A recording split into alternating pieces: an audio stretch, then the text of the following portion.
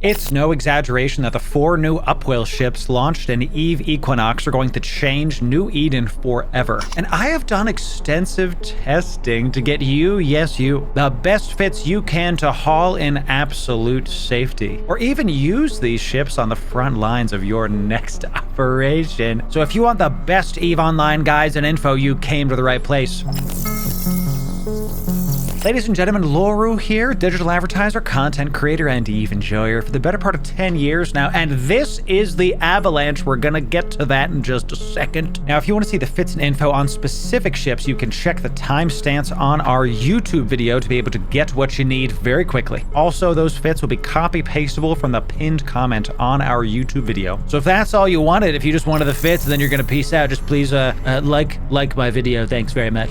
But in all seriousness, you're gonna want to stay to see the whys behind all of these. So let's dive in, huh? You can fly all the new ships with the brand new Upwell hauler skill. The Avalanche does need the Upwell freighter skill as well, which you can start training at rank 3 of the Upwell hauler skill. That's it for skills for the new ships. There's plenty of new skills coming out with Equinox. We'll cover those in other Equinox focused vids, don't you worry. Let's start at the beginning, ladies and gentlemen, with the Squall. This is the Tech 1 ship you can get from the Upwell haulers. And before I go any further, these are just beautiful, aren't they? The Avalanche, the Torrent, the Deluge, the Squall, they're all fan-frickin-tastic. Look at the polygons. The devs really outdid themselves with this. Well done, EVE devs. Thank you very much. Now, the Epithal is strictly worse than the Squall. Let me prove it to you. The Squall has a base cargo of 3,000 M3 and then has an infrastructure hold of 67,500 M3. The Epithal has a base cargo of 550 M3, and finally a planetary commodities hold of only 45k M3. Now, first of all, who cares about the command center hold, really? You use it one time and then it never gets used again on one of these once your PI is set up. It holds less overall capacity in its PI focused hold, and its base cargo hold is less, and the Squall's infrastructure hold can hold a bunch of different kinds of things, not just PI. The infrastructure holds are a new cargo type that can hold mobile depots, fuel blocks, moon goo, liquid ooze, a bunch of fuel types of that kind. PI materials, they do not hold the command centers themselves. A little bit weird, CCP games. Let me put my command centers in the thing that holds PI mats anyway. A formal request from your friendly neighborhood Loru. And then finally, these infrastructure holds can hold all things stations. Yes, the new Skyhooks, Sovereign Hubs, Athenors. So with all this said, definitely go pick up a Squall once the market calms down. These are going to be very expensive for the time being while everybody's skilling up into the new things and getting the new materials. We are going to cover how to make all the new ships in a separate video, so sub for that. Now, all the new Upwell haulers are capable of biting back. Yes, they can all fit missile launchers of various kinds. Now, I got a couple Squall fits for you, and this one's my favorite. It's focused around being slippery with a better align time. It boasts a solid sub 6-second align time, say that 5 times fast. That's only 3 servitics you can align out and get to safety. A warp core stab in case you get tackled by those pesky gankers, and 47k EHP. Sheesh, the Tech 1 hauler. My Epithal fit with Tech 2 modules only has 18,000 EHP. We're also doing 141 DPS unheated, and it gets 165 DPS heated. Now, this might be enough to take out that lone bomber that scrammed you when you wandering into low-sec. Now, I know that some of you are gating your PI ships. Are y'all okay? Is everything okay at home? You can be honest here. This is a safe space, okay? I do not recommend gating your PI ships if that's not clear. Now, if you want to sacrifice align time for tank, I've got you covered. With tank rigs, better low slots, some power diagnostic systems. We've pushed the EHP to 57,000, just shy of 58, unheated. We're also doing 177 DPS. That's right, we got room for a couple rapid lights in here for some extra oomph. And speaking of extra oomph, this next fit sacrifices all align time and tank for pure DPS, baby. Yes, it throws nothing but hands, hence it's aptly named the Yuji fit. No need to switch with Sukuna here. With DPS focused rigs and lows, we are going to be doing 352 DPS unheated, pumping out some serious deeps with those rapid lights, and 414 DPS heated. We even boast a scram to be able to ensure that those gankers that were trying to hit you can do nothing, and you'll be able to leave with all of their loot after you kill them. Remember, this is a hauler. You'll have the space for their modules.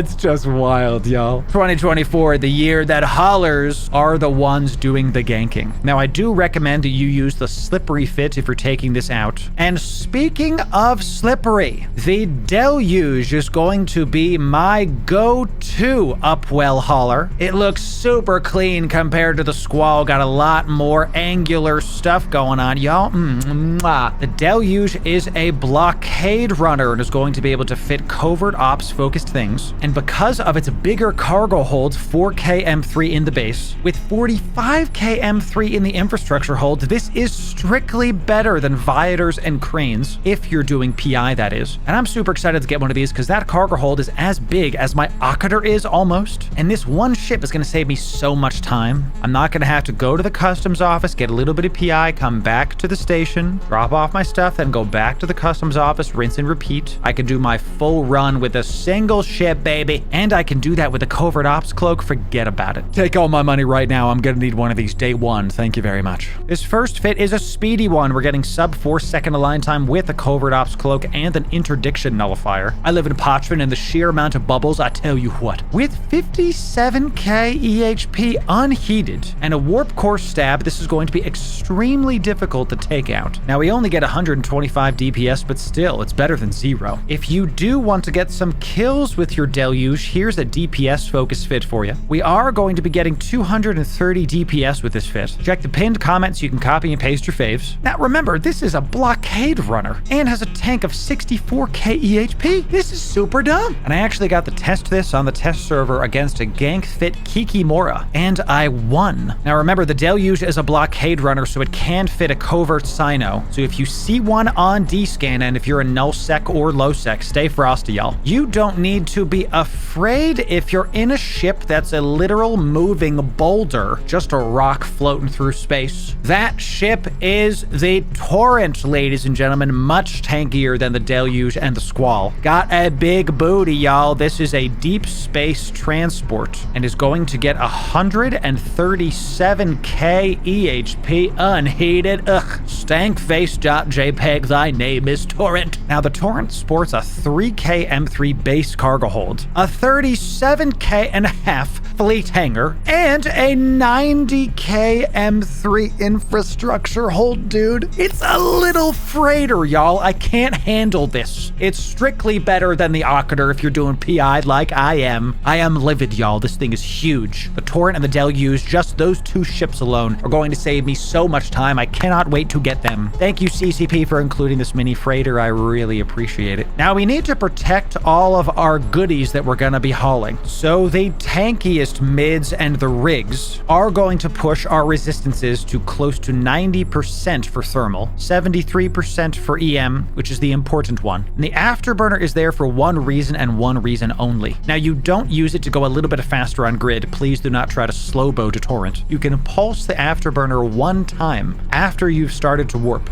This will make your align time not to be 23 seconds, no, but instead make your align time as fast as the afterburner's activation duration. So in this case, because I have afterburner 5, it's going to be 7.5 seconds. Call it 8 seconds. Let me say that again. Instead of the raw 19 seconds of pure torture that you're going to be staring at this actual boulder turning around in space, pulsing the afterburner one time turns your align time into 8 seconds if you have a high enough afterburner skill. Now, the warp core stab in the lows plus your passive means your opponent's going to have a +5 scram in order to lock you down. But will they be able to do that if you can just boosh away with your medium micro jump drive? This lovely device booshes you, that is, pushes your ship forward 100 km away on a click of a button. And even if they catch you after you boosh, you can newt them out using the Torrent's special ability. The Torrent has a passive that gets double the newting power to both Nosferatu and Energy Newt modules. Unlimited power!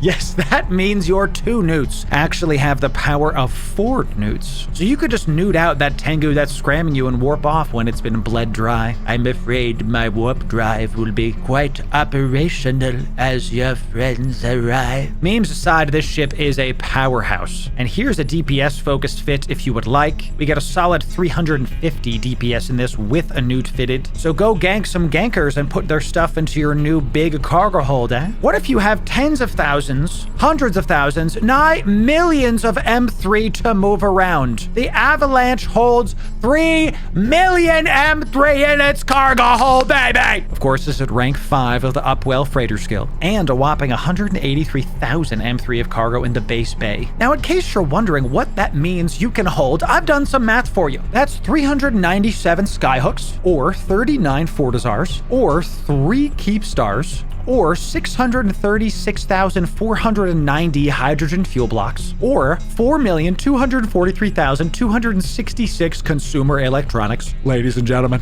boys and girls, this ain't your grandma's holler. It's a daggum black hole, and it's gonna look good doing it at the same time.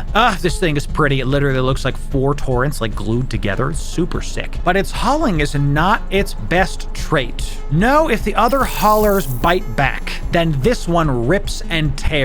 This fit does 1,000 DPS while using auto-targeting cruise missiles. Yes, if anything starts poking you within 138 km, you're just going to be able to tap these buttons and the cruise missiles are going to start munching on whatever's poking you. Just return fire and watch them melt. This seems simple, but truly changes the game. Now a lone hauler is not some sitting duck, but is in fact, dare I say, a goose armed with missile launchers. We're also looking at 573,000 EHP, and it goes to 618 if we're overheating. And that number is actually deceptively low because this ship is capable of using capital flex hardeners. This is going to let you swap out your primary resistance on the fly as long as you have the appropriate charge in your cargo hold. Now, with all this said, this is a freighter and is going to take an actual eternity to align and warp out. So if you want some advanced freighter hauling tips and tricks on how to make this insta-warpable, we've got that guide coming out soon, so sub for that. The full EVE Equinox playlist is right here, so watch these and stay ahead of the curve with all the best EVE information. Thanks again all. Be sure to check out our other EVE-focused vids, and we'll see you in the next video.